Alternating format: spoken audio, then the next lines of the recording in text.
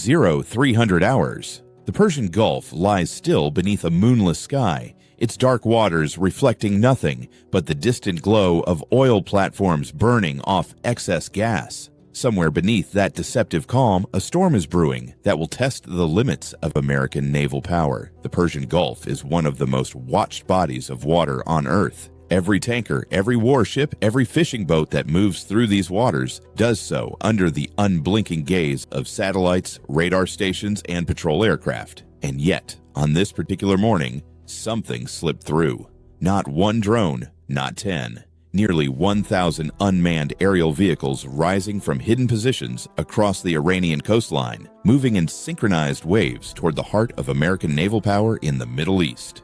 This is a hypothetical scenario based on publicly available doctrine, known capabilities, and strategic assessments. What you are about to see is not a news report. It is an exploration of what modern naval defense looks like when pushed to its absolute limit. The United States Fifth Fleet operates from its headquarters in Bahrain, overseeing one of the most strategically vital waterways on the planet. On any given day, this fleet protects the passage of roughly 20% of the world's petroleum supply. The Strait of Hormuz, barely 21 nautical miles wide at its narrowest point, represents a choke point that global economies depend upon. Iran knows this, and in this hypothetical scenario, Tehran has decided to test whether American sensor networks and defensive systems can handle saturation. The attack is not random. It has been planned for months, rehearsed in exercises disguised as routine training, and timed to coincide with conditions that maximize the challenge for American defenders. But here is the part most people miss when they imagine a drone swarm attack. The challenge is not shooting down one drone. Modern warships can do that in their sleep. The challenge is what happens when your fire control radar has to track 999 other targets at the same time. That is where the math becomes terrifying. Picture the Combat Information Center aboard an Arleigh Burke-class destroyer. The room is bathed in the blue glow of dozens of screens, each one displaying a fragment of the battle space. The air is cold, deliberately kept that way to keep the electronics running smoothly and the operators alert. Coffee cups sit untouched as sailors stare at their consoles with focused intensity. Radar operators are trained to handle complex threat environments. They have practiced against simulated cruise missile salvos, coordinated aircraft attacks, and electronic warfare jamming. But the scale of what appears on their screens in this scenario is something else entirely. The first wave of Iranian drones crosses the coastline at low altitude, hugging the terrain to minimize radar detection. These are not the sophisticated stealth platforms that major powers field. They are cheap, expendable, and numerous. Some are modified commercial quadcopters carrying small explosive payloads. Others are larger fixed-wing designs based on Iranian copies of captured American reconnaissance drones. A few are decoys, each carrying nothing but radar reflectors designed to make them appear larger and more threatening than they actually are. The mix is deliberate. It is calculated to maximize confusion and force defenders to treat every contact as potentially lethal. And this is where the ocean lies to you. In the Persian Gulf, atmospheric conditions create what naval officers call ducting. Radar waves can bend, skip, and refract in unpredictable ways. A target that appears at 30 miles might actually be at 50. A drone flying at 100 feet might vanish entirely for several seconds before reappearing somewhere unexpected. The environment itself becomes an adversary. The United States Navy has spent decades preparing for exactly this kind of scenario. The Aegis Combat System, first deployed in the 1980s and continuously upgraded ever since, represents one of the most sophisticated integrated air defense networks ever created. The system can simultaneously track hundreds of targets and coordinate engagements across multiple ships. But capability on paper and performance under pressure are two different things. Now this is where the kill chain bends. When 1,000 targets appear on radar, the system must make decisions faster than any human can process. Which targets are real threats? Which are decoys? Which drones are carrying explosives? And which are simply trying to overwhelm the sensors? The Aegis system uses algorithms to prioritize targets based on speed, trajectory, and radar cross-section. But algorithms can be fooled. In this hypothetical scenario, Iranian planners have done their homework. The drone waves are not random. They are carefully structured to exploit known limitations in American defensive systems. The first wave consists almost entirely of decoys and cheap commercial drones. Their job is not to hit anything. Their job is to force the American ships to expend expensive interceptor missiles on worthless targets. A single standard missile costs approximately $2 million. A Raytheon rolling airframe missile runs about $1 million. Meanwhile, a modified commercial drone might cost less than $2,000. The mathematics of attrition favor the attacker. If Iran can force the United States Navy to spend $2 million destroying a $2,000 target, they win the exchange rate battle even if every single drone is shot down. But the trade-off is hidden inside the sensor picture. Those cheap decoy drones serve another purpose. Every radar pulse that illuminates them, every tracking solution that calculates their trajectory, creates electromagnetic emissions that Iranian intelligence collectors are recording. In the fog of a saturation attack, the defending ships reveal their radar frequencies, their tracking algorithms, their engagement priorities. This data is invaluable for planning future operations. The second wave of drones behaves differently. These platforms spread out, approaching from multiple vectors simultaneously. Some dive toward the waterline, skimming just meters above the waves where radar detection is most difficult. Others climb to higher altitude, forcing the defensive systems to constantly readjust their search parameters.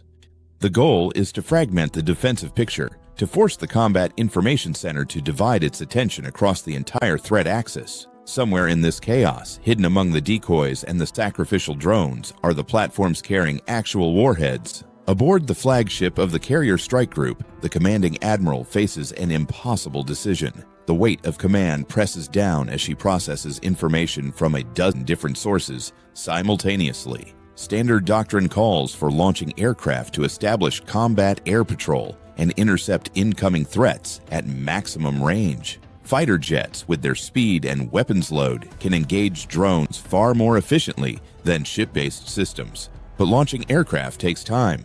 The flight deck must be configured, pilots must man their jets, catapults must be charged. In the minutes required to get fighters airborne, the drone swarm will have closed significant distance, and that is when the kill chain bends again. The admiral cannot wait for perfect information. She must act on incomplete data, trusting her training, her equipment, and her crew. The order goes out. All ships weapons free. Every vessel in the strike group begins engaging targets according to their own threat assessments. The night sky over the Persian Gulf erupts in light. The Phalanx close-in weapon system represents the last line of defense. This radar-guided Gatling gun fires 75 rounds per second, creating a wall of tungsten projectiles designed to shred incoming missiles and aircraft. The system is fully automated. Once activated, it engages targets without human input, but Phalanx has limitations. Its engagement envelope is measured in thousands of meters, not tens of thousands. By the time a threat enters Phalanx range, it is already dangerously close. Here is something most people do not understand about naval air defense. The weapons are not the hard part. The hard part is the information, knowing what to shoot, when to shoot it, and in what order. A destroyer might carry 96 vertical launch cells, but once those missiles are expended, reloading at sea is extraordinarily difficult. Every shot must count. Every engagement decision must balance immediate threat against future capability. The third wave of Iranian drones does something unexpected. Instead of pressing the attack, they slow down. They begin circling the outer edge of engagement range, just close enough to keep the American radars tracking them. Just far enough to avoid easy interception. They are waiting. Their flight patterns are erratic, unpredictable, designed by algorithms that prevent human operators from anticipating their next move. This is psychological warfare conducted through technology. Every minute those drones circle, the crews aboard the American ships must remain at battle stations. Fatigue accumulates, attention wavers. The human element, often overlooked in discussions of high-tech warfare, becomes a critical vulnerability. Sailors who have been awake for 20 hours make mistakes that well-rested sailors would never make. But here is the part where the ocean reveals its secrets. The Persian Gulf is not empty water. It is crisscrossed by shipping lanes carrying the lifeblood of the global economy.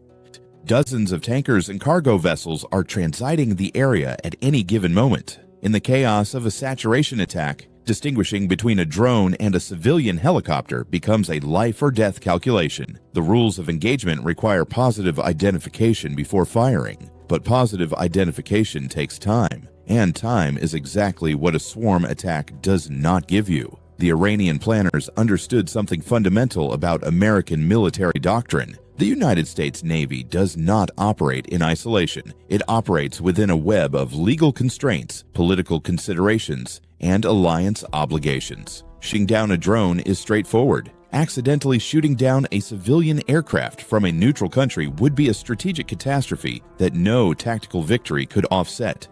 So the American commanders must thread an impossible needle, defend the fleet aggressively enough to survive the attack, but not so aggressively that collateral damage undermines the entire strategic position in the region. This tension between military necessity and political reality is the invisible battlefield that determines outcomes. The fourth wave finally commits to the attack. These are the heavy hitters, the drones carrying significant payloads, guided by operators who have been watching the American defensive patterns for the past 30 minutes. From command bunkers deep inside Iranian territory, connected through encrypted satellite links, human controllers observe the battle unfold on their screens. They have seen which sectors have the densest coverage.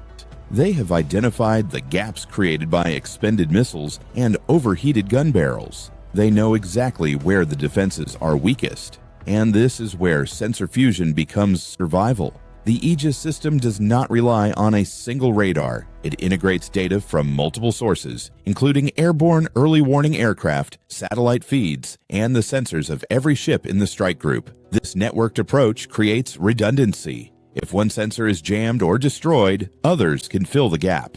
But networking also creates vulnerabilities. A cyber attack against the data links could fragment the entire defensive picture. In this hypothetical scenario, Iranian electronic warfare units have been probing the American networks throughout the engagement. They are not trying to hack into the Aegis system directly. That would be nearly impossible. Instead, they are flooding the radio frequencies with noise, creating brief moments of confusion as the ships struggle to maintain communication. Each moment of confusion is an opportunity for a drone to slip through. The engagement reaches its climax in the waters southwest of Bahrain. 3 drones have penetrated the outer defensive perimeter. 2 are engaged by rolling airframe missiles at close range. The explosions light up the night sky, close enough to the ships that debris patters against the hull. The 3rd drone, whether through luck or skill, manages to reach its target. The impact is not catastrophic. This is not a movie where a single hit sinks a warship. Modern naval vessels are built with extensive damage control capabilities, with redundant systems, firefighting equipment, and crews trained to handle exactly this kind of emergency. The drone strikes the superstructure of a destroyer, detonating its payload against the radar array. Fires break out immediately, orange flames licking against the gray steel. Sailors rush to contain the damage, dragging fire hoses through smoke-filled passageways. But the ship remains afloat, remains fighting. Her engines still turn, her weapons still track targets. And this is the hidden truth of saturation attacks. They are not designed to sink fleets. They are designed to degrade capability, to create chaos, to prove that even the most powerful navy in the world can be touched. The psychological impact of that single hit reverberates far beyond the physical damage. The engagement continues for another 45 minutes as the remaining drone waves are systematically destroyed. The American ships expend a significant portion of their missile inventory. Several Phalanx systems overheat and require maintenance. One helicopter launching to provide additional sensor coverage suffers a mechanical failure and must make an emergency landing on a friendly deck. When the skies finally clear, the butcher's bill is calculated. Nearly 1,000 Iranian drones destroyed, 1 American warship damaged but operational, 0 American casualties, though several sailors are being treated for smoke inhalation and minor injuries from the firefighting effort. By any conventional measure, this is a defensive victory. The fleet survived. The mission continues. The supply lines remain open. But the strategic picture is more complicated. The Iranian operation demonstrated capabilities that Western intelligence had underestimated. The coordination of the swarm, the integration of electronic warfare, the exploitation of defensive gaps, the patience to hold forces in reserve and commit them at the optimal moment. All of this represents a significant evolution in asymmetric threat doctrine. The next attack will be different. The lessons learned on both sides will reshape tactics. And the attack after that will be different again. This is the nature of modern military competition, an endless cycle of adaptation and counter-adaptation. The Persian Gulf returns to its uneasy calm. Tankers resume their transits, patrol aircraft resume their orbits, but everyone who watched the engagement understands that something has changed. The assumption that American naval power could operate in these waters with impunity has been tested. The assumption survived, but it has been shaken. In the aftermath, classified reports circulate through the Pentagon. Analysts dissect every phase of the engagement, identifying lessons learned and capability gaps to address. Committees are formed, budgets are reviewed, contractors are summoned to explain what their systems can and cannot do. The Navy accelerates development of directed energy weapons, systems that can engage targets at the speed of light without expending physical ammunition. New software updates are pushed to the Aegis system, refining the algorithms that distinguish real threats from decoys. Training programs are revised to expose sailors to even more overwhelming scenarios. But here's the question that keeps admirals awake at night. What happens when it is not 1,000 drones but 5,000? What happens when the drones are faster, stealthier, more autonomous? What happens when artificial intelligence allows swarm coordination that no human operator could match? The answers are not reassuring. Modern air defense systems are approaching the limits of what physics allows. Radar can only process information so fast. Missiles can only accelerate so quickly. Gun systems can only sustain fire for so long before overheating. Human operators can only maintain peak concentration for limited periods before fatigue degrades their performance. Somewhere out there, a threshold exists where quantity overwhelms quality, where sheer numbers defeat technological sophistication. Finding that threshold before an adversary exploits, it is the challenge that keeps defense planners working through the night. The United States Navy is not ignorant of these challenges. Programs are underway to develop counter-swarm weapons, high-energy lasers, and microwave systems that can disable electronics at range. Concepts are being explored for defensive drone swarms that could intercept attacking swarms before they reach the fleet. Artificial intelligence is being integrated into defensive systems to accelerate decision-making beyond what human operators can achieve. The arms race between offense and defense continues as it has throughout military history. Neither side rests. Neither side can afford to. What this hypothetical scenario reveals is the nature of modern naval power. It is not about individual platforms. It is not about who has the biggest ships or the most missiles. It is about systems, networks, information. The Navy that can process data faster, that can make decisions more quickly, that can adapt to unexpected threats in real time. That is the Navy that prevails. The Persian Gulf will remain a flashpoint for decades to come. The strategic importance of the oil that flows through these waters guarantees continued tension. The capability gap between the United States and regional powers guarantees continued asymmetric challenges. And the relentless advance of drone technology guarantees that the scenarios of today will seem quaint compared to what comes tomorrow. For the sailors who serve in these waters, the lesson is both humbling and empowering. Training matters, maintenance matters, attention to detail matters. The boring routines of checking systems and running drills and reviewing procedures, these are the foundations that determine whether a ship survives when the missiles start flying. Technology can extend human capability, but it cannot replace human judgment, human courage, human discipline. The Fifth Fleet continues its mission without interruption. The Carrier Strike Group repairs its damage and resumes patrol, its presence a visible reminder of American commitment to regional security. The deterrence that American naval power provides remains credible, remains vital, but the officers who command these vessels know that credibility must be constantly renewed. It is not enough to have been powerful yesterday. Power must be demonstrated today and prepared for tomorrow. This was a hypothetical scenario. It has not happened.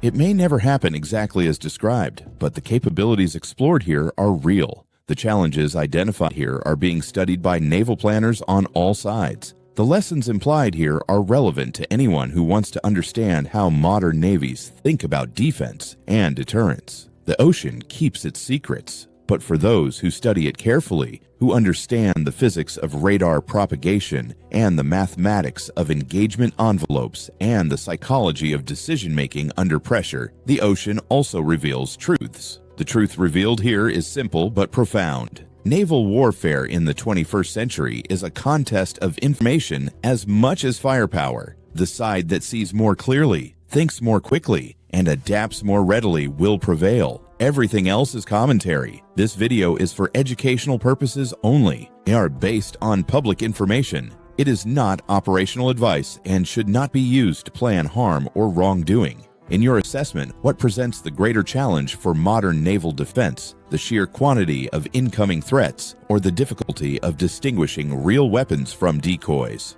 Share your perspective in the comments. And if this analysis helped you understand the complexities of modern naval warfare, consider subscribing for more strategic breakdowns. The next classified file on emerging naval technologies will be unlocked in our upcoming